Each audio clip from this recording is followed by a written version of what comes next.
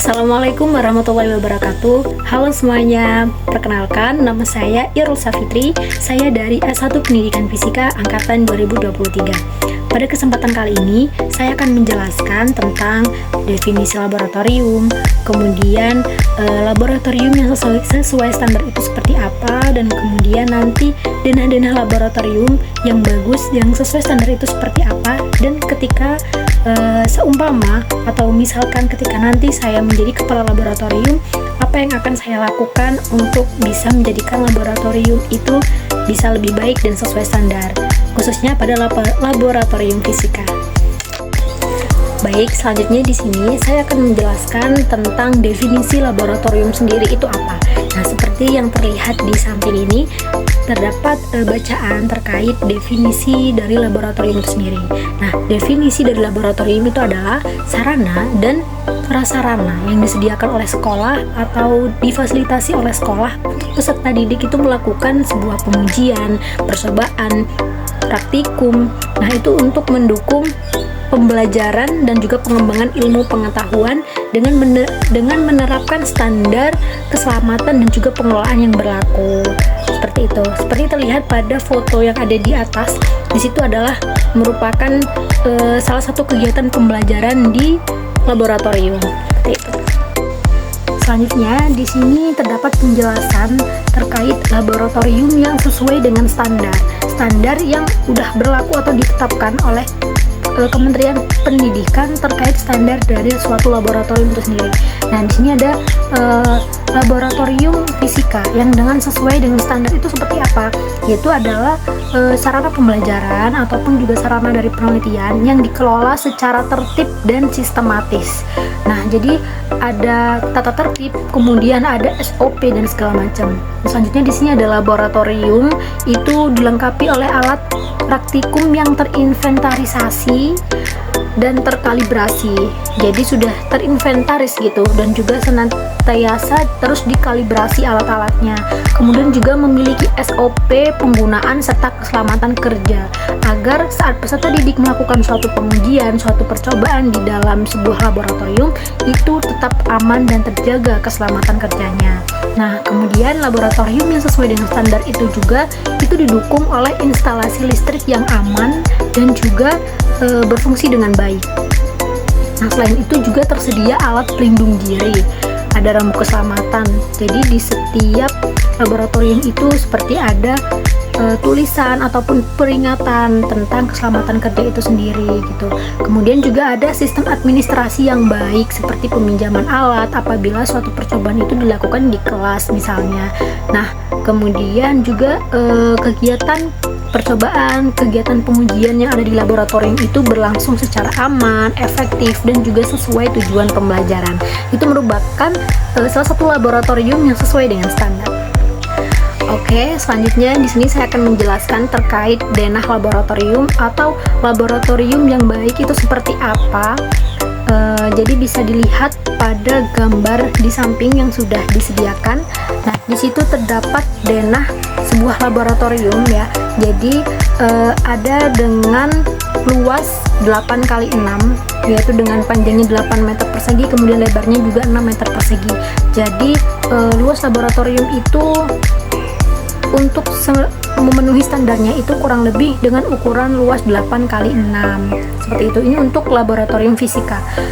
Nah, di situ terdapat ada kotak-kotak warna hijau yang mana itu adalah ada 3 ya, ada ruang penyimpanan, kemudian ada ruang persiapan dan juga ruang administrasi.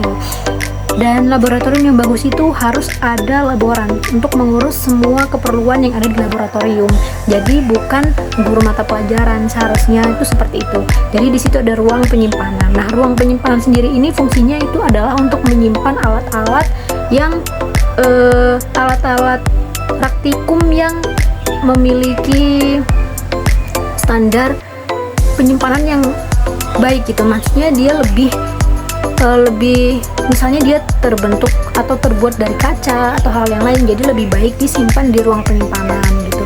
Jadi untuk yang di lemari-lemari itu biasanya alat-alat yang sering-sering digunakan. seperti itu. Nah, untuk ruang penyimpanan sendiri ini biasanya ditempati untuk alat-alat yang berukuran besar misalnya. Selanjutnya di situ ada ruang persiapan. Nah, ruang persiapan sendiri ini adalah ruangan yang mana untuk melakukan sebuah percobaan atau praktikum di laboratorium itu kan terdapat persiapan seperti peserta didik menggunakan jas lab atau hal-hal lain yang perlu disiapkan. Nah, itu bisa dilakukan di ruang persiapan tersebut.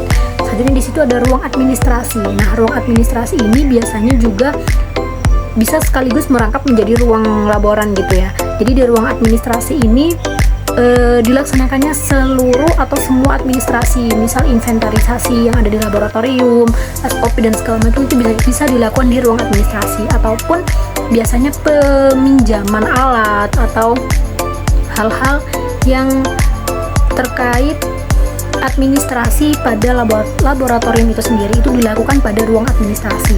Nah, selanjutnya di situ terdapat pintu 1 dan juga pintu 2. Mengapa idealnya laboratorium itu harus memiliki 2 pintu? Karena biasanya peserta didik itu kan jumlahnya nggak sedikit untuk masuk ke laboratorium. Jadi misalnya pintu 1 itu adalah untuk pintu masuk, kemudian pintu 2-nya untuk pintu keluar.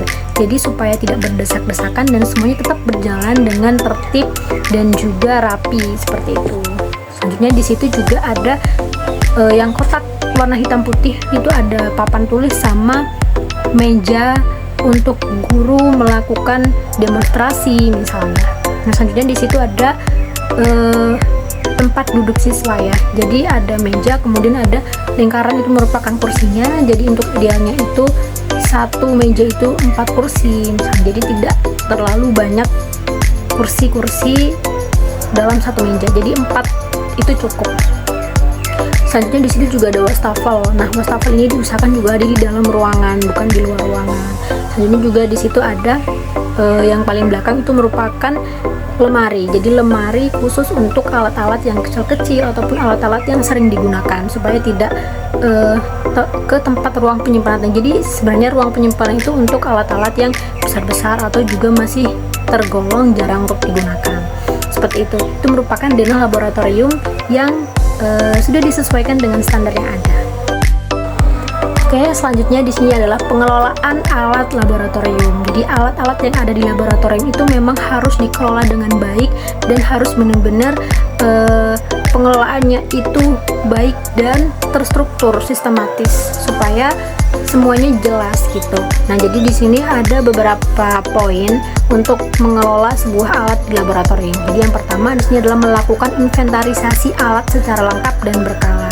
Seperti yang dijelaskan sebelumnya, setiap alat itu memang harus diinventarisasi, harus dicatat bagaimana kondisi dan segala macamnya. Itu harus juga dilaporkan setiap bulan misalnya atau setiap semesternya. Yang kedua itu memberi label dan kode inventaris pada setiap alat. Jadi supaya alat-alat itu tidak tertukar. Misalnya pada suatu lemari A ini khusus alat-alat seperti ini. Nah, itu diberi kode supaya ketika setelah selesai memakai alat tersebut itu juga dikembalikan ke lemari tersebut gitu supaya tidak salah tempat. Makanya diberi label dan juga kode inventarisasi pada setiap alat. Yang ketiga itu ada menyimpan alat sesuai jenis dan juga fungsinya. Kemudian ada melakukan pemeliharaan dan pengecekan rutin terhadap alat. Kemudian ada melaksanakan kalibrasi alat ukur secara berkala untuk menjaga keakuratan. Ini juga sangat penting. Jadi perlu dilakukannya sebuah kalibrasi pada setiap alat. Misalnya alat-alat yang dibutuhkan kalibrasi itu pada fisika itu banyak sekali. Nah, itu bisa dilakukan kalibrasi gitu. Kemudian ada menerapkan prosedur peminjaman dan pengembalian alat yang jelas. Jadi misalnya ada catatan atau ada sistem tersendiri, sistem yang baik untuk mengelola hal tersebut. Peminjaman, ditakutkan nanti alat yang dipinjam kemudian nggak kembali atau hilang atau seperti apa, mengalami kerusakan. Nah, itu butuh sekali untuk ditulis atau dicatat dengan baik. Selanjutnya itu ada mencatat kondisi alat sebelum dan juga sesudah kegiatan. Ini juga perlu ya. Jadi misalnya sebelumnya itu seperti apa, kemudian sesudahnya juga seperti apa. Ditakutkan alat-alat yang sudah digunakan itu juga rusak ataupun mengalami kecacatan atau hal lain. Jadi itu merupakan salah satu beberapa pengelolaan alat yang ada di laboratorium.